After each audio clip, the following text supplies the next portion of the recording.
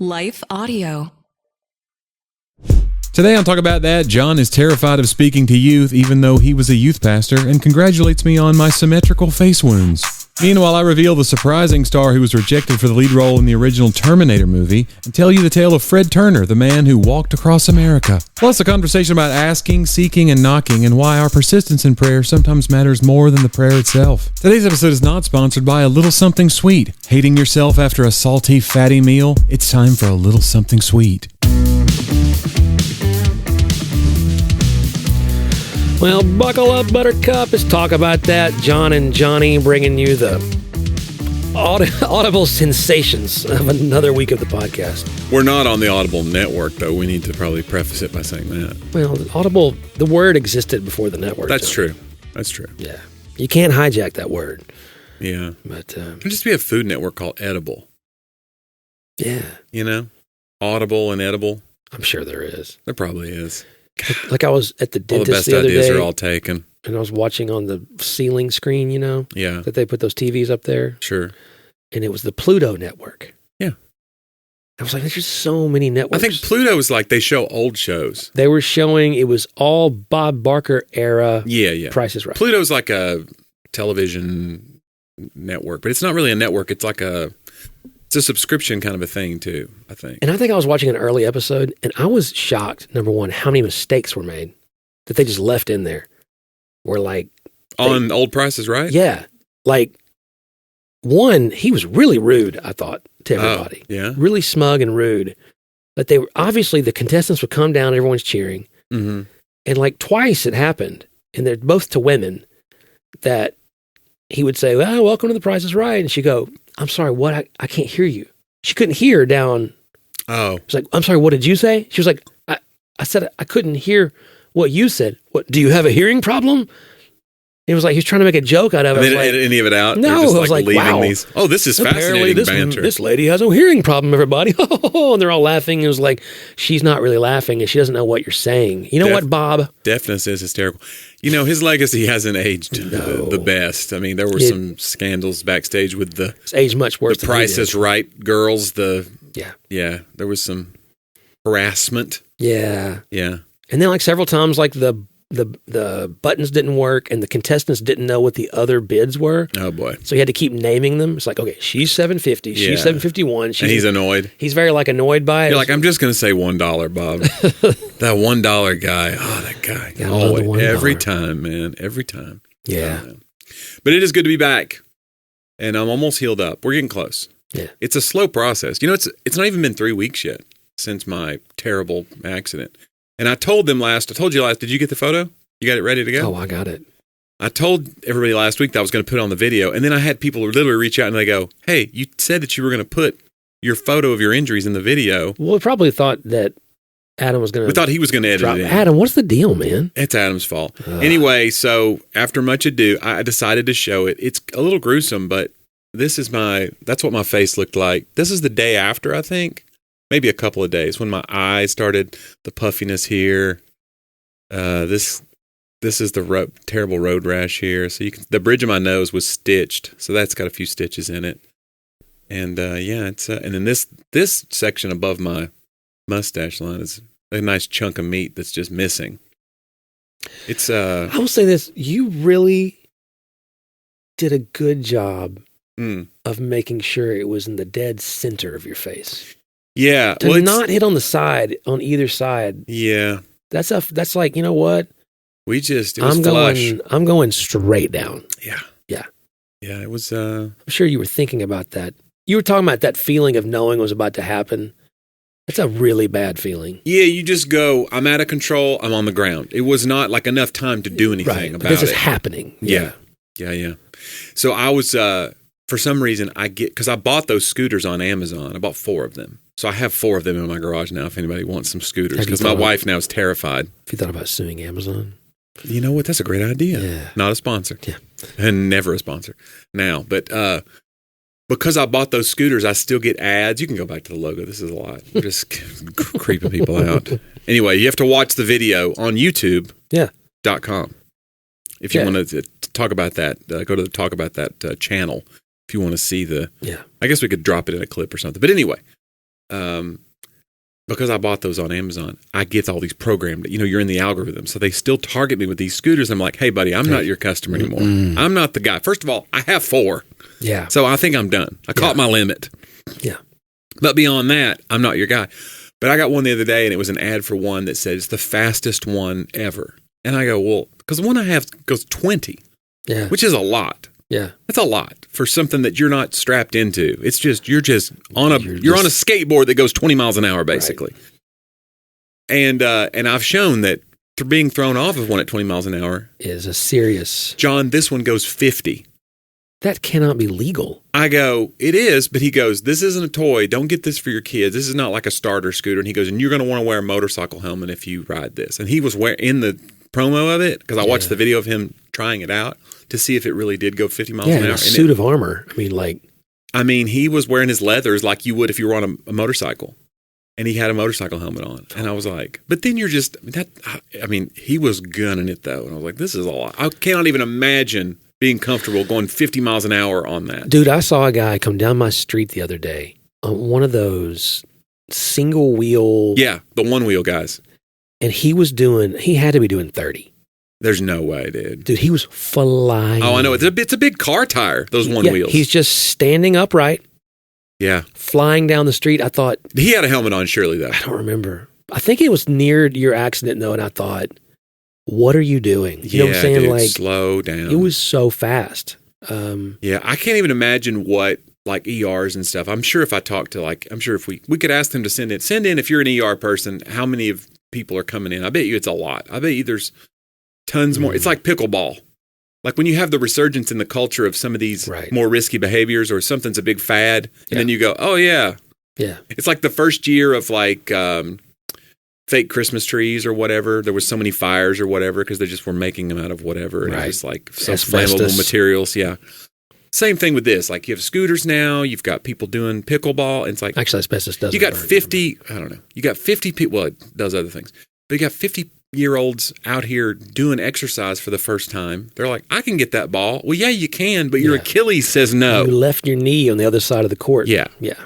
Hey, you missing something, buddy? Yeah. Yeah. It's your meniscus. I don't usually stop and taunt people after injuries. No. But although. My buddy Brad, who's a comedian in Nashville, he texted me that. And he was like, are you okay, man? And I go, yeah. And he goes, I hate this to happen to you. He goes, every time I see somebody on those scooters, I hope that they go over the handlebars, but not you.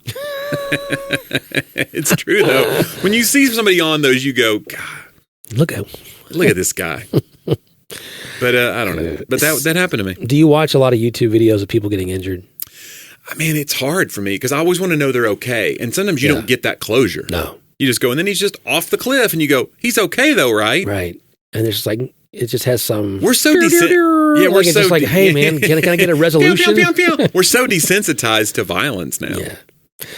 Yeah. It's wild. Like when I was a kid, there were these rumors of these movies called Faces of Death, and it was like real death scenes. Yeah. And it was so crazy that you had to like show ID to rent it. Yeah. And most of those were fake. Like that's the other part about Faces of Death is most of them were not real. They were like fake. Okay. Now, Sadie can just go on Twitter and see murders. Yeah. Like it's so weird. Yeah. How is it? It's got to be doing something to our brains. No, it does. Like, and again, not to go there, but. She's not even looking for the murder. It just happens. She's scrolling like volleyball clips and then somebody gets shot at a checkout. I mean, I literally accidentally saw the Charlie Kirk assassination video. Yeah. Like one day. I was like, surely this is not, before I could, Yeah.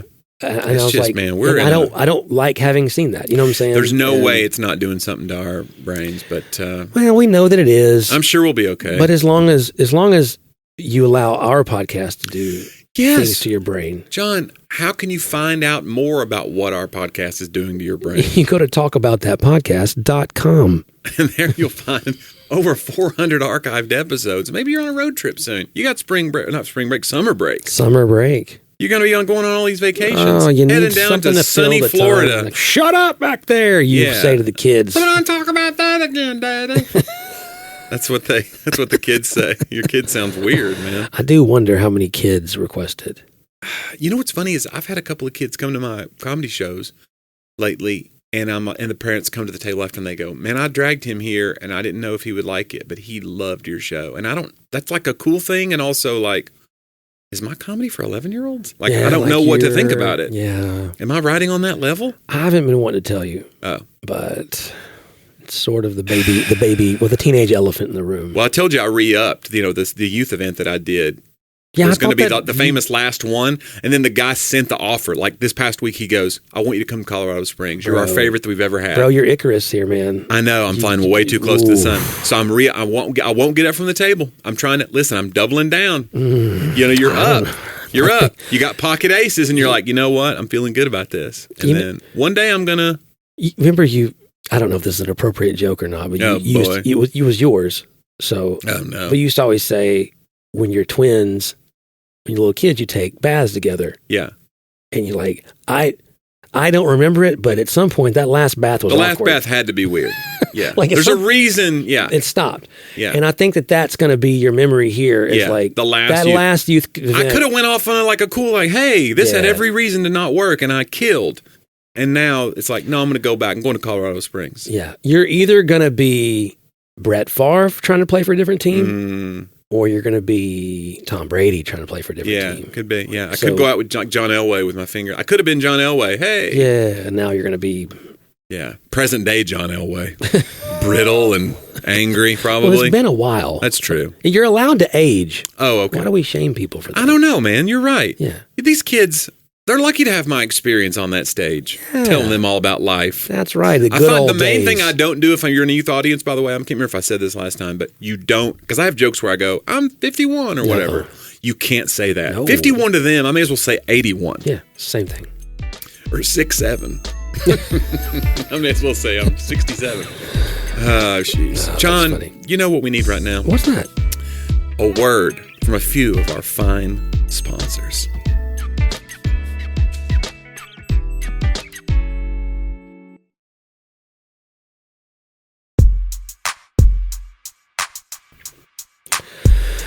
And we're back. How do you tailor your set for the youngsters? I really don't. I mean, the only thing I go is like, don't ask. I do two things differently. Three things. One, I don't poll the audience. You dye your hair. I dye my hair. Just for men comes out. No, I say I don't poll the audience. So if you have questions, question kind of setups where you go, who's married? Right. Or you don't say that, obviously, but you don't even say anything. You don't say, like, who has dogs? Yeah. Whereas if I'm in a room of mixed, I go, we have dog people in the crowd? Then I go into dog material sometimes. Yeah. You never do that with youth because they love talking about themselves, and they'll go on for 3 minutes. I've got a dog. His name's Lucky. Blah, blah, blah. Mm-hmm. So you don't do that. I go a little zanier. I do more act outs. I'm a little zanier. I'm a little more active on stage, and I do more gross. Yeah. Like every gross joke. There's a couple of jokes I do in youth that I would not do anywhere else just because they're kind of Do they silly. Get everything? Do they get like Sweet and Low? Yeah, I mean, they tend to. Everything was landing that I was choosing to do, but I was making really decisive choices. I was being surgical with my set list. As I was in my head, I was like, nope, this will be different here. I won't do that way. But one thing I've heard to do with youth that really works is, and this sounds like a knock on generations, but my buddy says, get somebody on the stage because they love being a part of the show. Yeah. And I was like, I don't want that. Ooh. I'm not willing to do that. So that's the only thing I've not done is like bring them up and like, what's your name? And then like make some jokes with them involved. And that's true. Like if you get somebody and that's their peers down there, they'll laugh harder because it's like, that's Joe and he's our quarterback or whatever. That's great. But I just don't. Yeah. It's like a bomb. I don't know what's going to happen. You know, it's crazy. This whole thing, I'm having a little bit of a outside of my body experience, also known as an out of body experience. Outside my body experience. John's a theoretical physicist. But like, I'm sitting here asking you what it's like to talk to youth. Yeah, and you were a youth pastor. I used to go so long since you were right. I would speak to a gym full of kids like it was nothing. You know what I'm saying? Do you think you could do it now? No. Yeah, you could. I don't think so. Oh, it would come back, babe. I mean, the hair. It would come right back. I had spiky youth pastor. You got this, baby. You swing. Here's what you do. You just don't show fear. That's the main thing. Oh, it is. The main thing is confidence, and that's really what comedy is. Comedy is, Bill Hicks used to say, the late great Bill Hicks used to say, don't ask them if it's funny, you tell them it's funny. Yeah. And you don't, that's just, your attitude is what you guys don't them. literally do that. Yeah. If you're your like, attitude guys, that was is, funny. You know, yeah. But yeah, I don't like comedians that do that. They go, you're not laughing as hard as I'm joking. You're not shouting as loud as I'm preaching. You must not, yeah. Yeah. Why do, yeah. Don't blame the audience, but I'm saying your confidence level tells them, oh, this guy knows what he's doing. We feel safe. He's driving the bus. That's what you hope. This would be the problem with most things in my life. Yeah. So I told you that You spoke on Sunday. You're very confident. You did great. I told you I was talking to a PhD tutor. Yeah. In Europe. Yeah. And he was like, I really like you as a person. And he goes, but some of your humble stuff, you're going to have to dial that back. Right. In these applications if you want to get because you're getting all these qualifying statements. Yeah, I may not be an expert. He's like, no, you tell them you are an expert. Yeah, yeah. You tell them that you are going to. Well, you are an expert in some things, and that's true. You have a lot of experience in certain things, and it's okay to say I'm an expert in I don't like doing that. Yeah, because then I'll be held responsible. Oh, okay, that's the fear. Like, what if I... Right. Yeah. But, I'm an expert at this next segment. Oh. Yeah, it's my segment. It's never gone wrong. It's one we call They Talked About That. Great segue.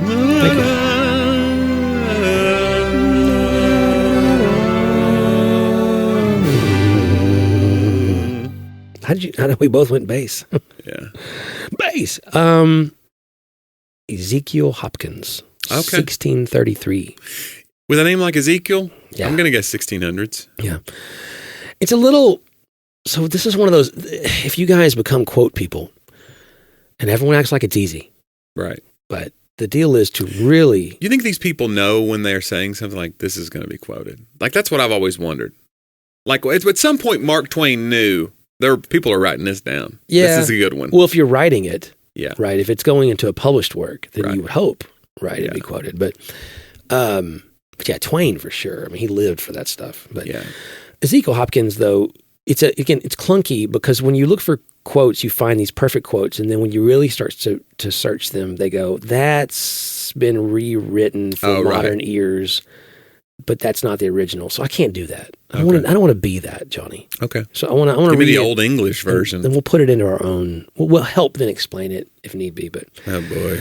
For we must know God hath commanded us to pray, not that he might be excited and moved by hearing the voice of our cries and prayer, to give unto us those mercies and blessings which he himself was not resolved beforehand to bestow upon us, but that we ourselves might be fitted and prepared to receive from him what he is always ready and willing to confer upon us.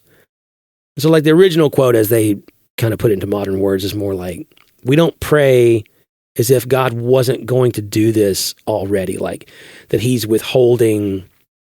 He's thinking, you know what, I hadn't really thought trying about... to convince God. Right, I hadn't really thought about doing that good thing for you, you know. But more that prayer is a preparation of what he's going to do. Yeah. And I think it was such a fascinating sort of concept. And I met with a guy this morning, we were talking about this. Like, he had the kind of year that I had in like 2017 and 18 when my dad died, when then I went through a lawsuit. I went through just all these different things, and just when you think you can't get humbled more, you get humbled more. And you find yourself depending upon God in a way you never have before, but it doesn't feel good like everyone would say. It's not like this, and maybe someone else walks in better peace than I do. I would dare say almost everybody else probably walks in better peace than I do. Not true, John. You're very peaceful. Oh, yeah, everyone knows. But this idea, though, that what I'm going to God for is the process of it is actually changing and preparing and forming me. Mm-hmm. So while I'm asking for outcomes, what he's doing is in the asking, he's giving me the outcome he desires for my own transformation, as opposed to just the thing I need in this moment. So the answer may be yes, but the act of prayer wasn't because he didn't get that already. The act of prayer was my dependency, right? Or my humility, or my willingness to keep coming back, though he's not answered in the way I wanted. And I think a lot about Jesus talking about asking and seeking and knocking. And that whole persistent widow parable is a really Like it gets caught in my craw a little bit, as we'd say in the South. Like this why? Like why would Jesus say that prayer, he's using this example of prayer as this widow who's being mistreated just continually knocks on the door of the judge's house, and he's a wicked king or judge. I can't remember if it's a judge or king, and he's like, I don't fear God or people, but this persistent person is really annoying me, so therefore I'm going to give. And then Jesus juxtaposes that and says, well, imagine if that's what the wicked will do, how good your Father is. But still, the point of it is persistence and patience and because it takes faith. It's like an act of faith to continue to knock and seek and ask. And when you're not getting what you're knocking, and seeking and asking for, then you begin to wonder. I think that's probably Jesus's point. I'm talking myself into it, that you begin to question the character of the person behind the door. Yeah. Right? What could possibly be your point for this good thing that I'm obviously desperately in need of for my family or for myself or for someone else? What is the reason that you're withholding? And we don't get that answer.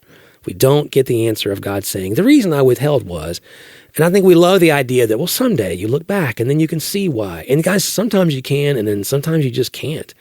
But the act is faith in action. Like it's actually to come back again and to feel foolish and to feel frustrated, but to say, yet again, I'm going to knock and ask and seek. Maybe it could be years, you've not answered this in the way I've done it, but I'm going to keep going. I think that Jesus, even Sadie, by the way, is reading. She's very creative and artsy, and so like she gets these journaling Bibles. She's got a ton of them, and the kid just flies through. I mean, she'll write an entire, everything in the margin is written, and everything is highlighted, and she color codes. She's gone through Mark, Matthew, and John in the last like 3 or 4 weeks, like the whole books. She's journaling, and she asked me the other day. She goes, Dad, what is this whole thing about the Jesus saying it's not good to give the children's food to the dogs when the Samaritan woman comes and asks for help? And I talked about like, well, I mean, the Jewish people consider the Samaritans even worse than Gentiles. And so he's, I believe, acknowledging this tension between them, the cultural tension, and he's using the language that she would expect the Jewish people to use. Yeah. But I personally don't think that's what he was saying. I think he was allowing her to be more persistent. Yeah. He was not testing her faith, but inviting it. Because she could have just been offended. Well, you're like all the rest, but she chose to believe his character. She was like, yeah, but even the little dogs get the crumbs from the master's table. Meaning like, I believe you're different than the rest. And that he says, I've not seen faith like this in all of Israel. And he ends up rewarding her not only with a yes, but also with praise about her willingness to be persistent. And so I don't know. I encourage myself, hopefully, and everybody else today, like, man, I mean, it's really easy to see prayer in outcome terms only. Right. As opposed to, you don't know what the act of doing that. Right. You're being formed. Yep. Yeah, I think about Mother Teresa. She had this quote one time that I read, and it was about her late in life. She did an interview, and she said her prayer life. She said, "I'm mostly just listen, to God." And she said, "Well, what do you think he does?" And she goes, "He listens." I thought that was such a fascinating, interesting. I mean, I think there's sometimes to ask, but I think it's interesting that contemplation has really gone from modern society. Right. Be it social media, whatever. We just need, it's like this, we have to report, we have to have an opinion, we have to have a take, we have to have a thing. And so this idea of contemplation is missing. And spirituality gives you that time to just sit in silence and be. And I think that that's something that's holy and good and worthwhile. Mm. Yeah. It is. Old Ezekiel Hopkins. Old Ezekiel Hopkins. He was an oldie but a goodie. Yeah. You're either from the 1600s or you're the original Ezekiel, basically. That's what I would say. Are people naming kids Ezekiel anymore? I don't know. We got to bring that thing back. Zeke? Well, there's Zekes out there. Who is the running back for the Cowboys? Ezekiel Elliott. There you go. Yeah, so there's probably a lot of people naming their kid after him, too. It's like a Peyton type situation. Yeah. Oh, boy. A lot of Peytons. There are a lot of Peytons. Nealons and... Yeah. What's the other UT? Peyton, Nealon, and... There was one... Barnes. Fulmer. I don't see... There was another name that I've heard that's a first name. But Peyton and Nealon. Peyton and Nealon. Yeah. Heath. He had Heath Schuler. He was... Yeah, he got drafted number 1.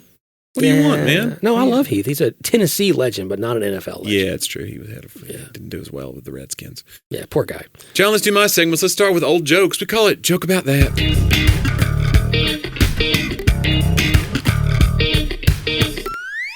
John, a baby is born, but he doesn't have a body. It's a true story. No. They called him Stephen. Stephen was a happy child, and he lived a normal life as he could under these circumstances. Finally, when he reached 21, his dad said, "Come on, son, we're going to have a drink and celebrate your birthday." He put the head on the counter, and he ordered 2 pints of Guinness. He said, "Cheers," and he poured a sip into his son's mouth. To everyone's surprise, a neck and shoulders pop out like balloons. With tears of joy, the dad gave him another sip, and pop, 2 arms came out of the shoulders. The dad gave him a third sip. Pop, he grew a torso, and on until he's got legs and such. They had to get him out of there to get him some clothes because he never had any before. His dad helped him to the door because he was unsteady on his feet after all the Guinness. And that's why. Stumbles into the street, gets hit by a car, instantly killing him. The bartender said, "Poor guy, he should have just quit while he was ahead." John. That's yeah. I feel like you'd get a groan. Yeah, it's okay. It's all right. And I'm okay with that. John, one day Einstein has to speak at an important science conference. On the way there, he tells his driver that looks a bit like him, "I'm sick." I'm going to go with my Einstein version. "I'm sick of all these conferences. I always say the same thing over and over and over." The driver agrees. "You're right. As your driver, I attended all of them, and even though I don't know anything about science, I could probably give the conference in your place." "That's a great idea," says Einstein. "Let's switch places then." So they switch clothes, and as soon as they arrive, the driver dressed as Einstein goes on stage and starts giving the usual speech, while the real Einstein, dressed as the car driver, attends it. But in the crowd, there is one scientist who wants to impress everyone and thinks of a very difficult question to ask Einstein, hoping he won't be able to respond. So this guy stands up, interrupts the conference by posing his very difficult question. The whole room goes silent, holding their breath, waiting for the response. The driver looks at him dead in the eye and says, "Sir, your question is so easy that I'm going to let my driver answer it." Oh, that's a true story. Well, no, that didn't happen. Yeah. That's probably not a true story. John, let's do This Week in History. We call it Talk About Then. Talk about Zen. John, this week, 1984, the Terminator arrives. According to the 1984 action classic movie, The Terminator, he arrived back in 1984 from the year 2029 on this week to kill Sarah Connor to prevent her son from saving humans from machines in a post-apocalyptic Sorry, my mouth is still healing. Post-apocalyptic future. 2029, and we're coming up on 2029, which is supposed to be when the machines take over, which it's feeling we could make with AI. Could make a case. We could make a case that Skynet is here, my friends. Yeah. The movie starred Arnold Schwarzenegger, as you know, as the Terminator. Did you know who was originally suggested for the Terminator role? Stallone. Bruce Willis. If I gave you 1,000 guesses. Okay. O.J. Simpson. Come on. This was 1984. Interesting. He was a Heisman dude. Yeah, he was, whatever. Director James Cameron did not feel Simpson would be believable as a killer. Oh my gosh. Are we still in the joke segment? I'm telling you. Sylvester Stallone and Mel Gibson also turned down the role, so you were close. Schwarzenegger was originally wanted for the role of Kyle Reese, the human soldier sent from 2029 to rescue Sarah Connor, but Cameron thought Schwarzenegger would make a better Terminator. Schwarzenegger speaks fewer than 100 words in the film. Wow, that's a good payday for 100 words. Yeah. John, this week, 1981, Pope John Paul II was shot. Escaped Turkish terrorist Mehmet Ali Agha shoots Pope John Paul II in St. Peter's Square at Vatican City. The Pope was struck 4 times. The man was apprehended and later sentenced to life in prison, but the Pope forgave him and was pardoned by Italian President Carlo Azeglio Ciampi at the Pope's request, and then deported to Turkey in 2000, where he served a 10-year sentence. The reason it makes the list is because one of my favorite artists is a guy named Steve Taylor. Yeah. In the 80s, he had a song on one of his records called To Forgive. Oh, will we live to forgive? And he talked in one of his interviews about that song, and he wrote it after seeing a very famous photo of Pope John Paul II in prison forgiving the man who had shot him and tried to assassinate him. Wow. And he was so moved by that photo. Did the guy accept his forgiveness, I wonder? I guess. I'm trying to think. One of the claims, let's see. Yeah, he hired him for... he made conflicting claims about who hired him for the assassination attempt. One of the claims was that Russian government hired him because of the Pope's involvement in Polish solidarity. Others claimed that he had hired him, including Cardinal Agostino Casaroli and the Ayatollah Khomeini. So they were never really figured out who had hired the guy. He had conflicting. Yeah. So who knows what the real story was. But he was just a hired gun. But the Pope did the Christian thing and forgave the guy, which is pretty... Are you sure that's still the Christian thing to do? I think so. I don't know. Forgive our enemies? It's crazy I think talk. we're gonna. I think we should own them. Own your enemies is what I think Jesus said. Sorry, I'm getting on my soapbox. Why don't you? My Pope box. Hey-o, come on back. This thing. And that's our show. Okay. Couple more, John. On this week, 1992, while on a walk across America to prove that people are basically good, Fred Turner is robbed and pushed off a bridge. Oh, dear. That's a truth. That really happened. This was early on in his walk. What happened, and I looked it up because that's all it said in the little This Week in History thing, and I was like, I got to know more about this. 1992, Fred Turner walked across America to prove most people are good. It was a 5-month journey from South Carolina to California, inspired by his truck breaking down. This is almost like a Forrest Gump thing. It had to be the inspiration of the Forrest Gump thing where he just decides to just take off running. And I just kept on running. Okay. Despite being robbed and pushed over a bridge early on, he continued the trek to California, meeting supportive people along the way. His motivation is... He didn't die. He did not die. Okay. He turned the misfortune into a cross-country trip after his truck broke down in South Carolina. He aimed to prove a personal philosophy that 99% of people are good, despite a violent encounter early after beginning his trip. He was robbed and pushed over a bridge, yet continued the walk. He finished the walk in Carlsbad, California in October of 1992, often recognized by his red suspenders. So that makes me think that's where the Forrest Gump things. If you remember, Forrest Gump had the hat, and I think did he have suspenders? I can't remember, but there's a motif. He wore many outfits in those scenes, but anyway, certainly the red hat. I like the idea of the walk, and but yeah, and even while challenged, his belief in people was challenged early on. He was like, you know what, I'm not giving up. I think we should walk across something. Yeah, that'd be fun. We could talk a lot. We could walk about that. Walk about that. Come on, y'all. Come on, please don't push us over a bridge and rob us. No. John, if you do, I'm stopping. Yeah, going home. That's right. Yeah, I'm going back home. Yeah. That would be, I don't have the willpower that young Fred Turner had. No. My truck breaks down, I'm probably going home. Yeah. No, I'm going home right now. Like, we could just walk. I'd be like, hey, I got AAA. What if we gave up? John, that's always an option. John, this week, finally, born this week, 1950, one of the greatest musical artists of all time, possibly the greatest musical artist of all time, Stevie Wonder. He was an American Grammy and Oscar-winning Hall of Fame singer, blind since shortly after birth. He was a child prodigy who signed with Motown when he was just 11 years old. Isn't that crazy? Wow. I think he was called Little Stevie Wonder then. When he was 13, his single Fingertips made #1 on the Billboard Hot 100, making him the youngest artist ever to top the chart. He was one of the best-selling musical artists of all time, having sold over 100 million records. Ooh.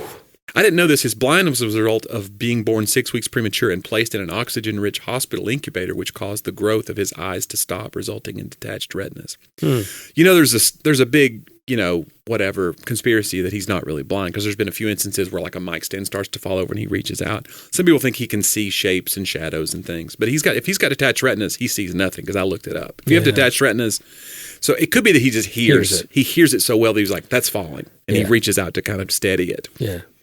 But Stevie Wonder, I mean, I think for my money, Aretha and Stevie, there's nobody better. Michael Jackson maybe, but you could make a case, but like Stevie Wonder, you hear that voice, you're immediately, it's transfixing. It's unbelievable. Yeah. It's so clean and smooth.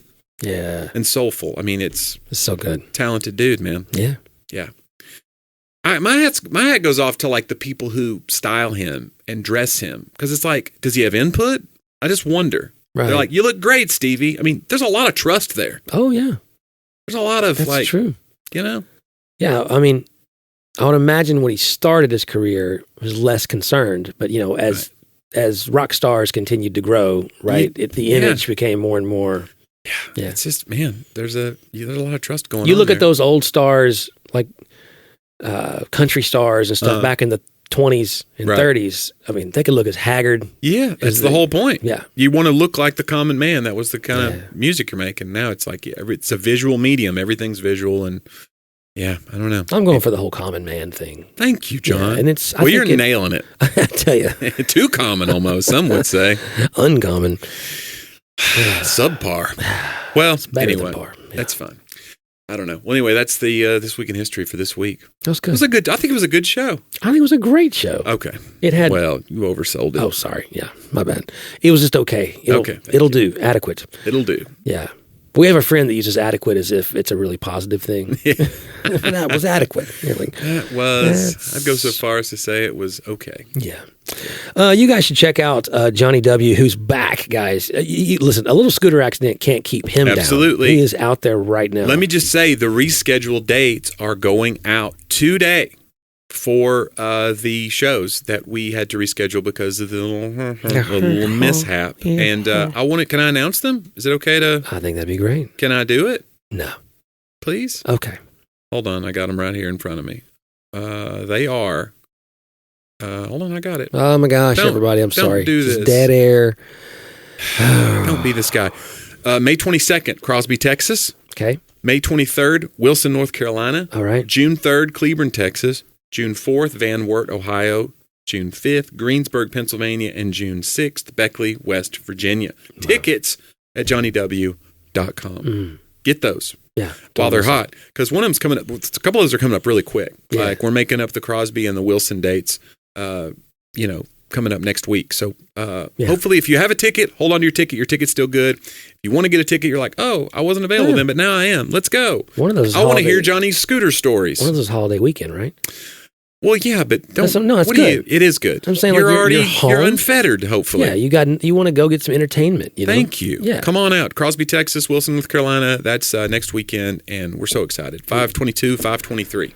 You can find out more at jonniew.com. That's johnnyw.com.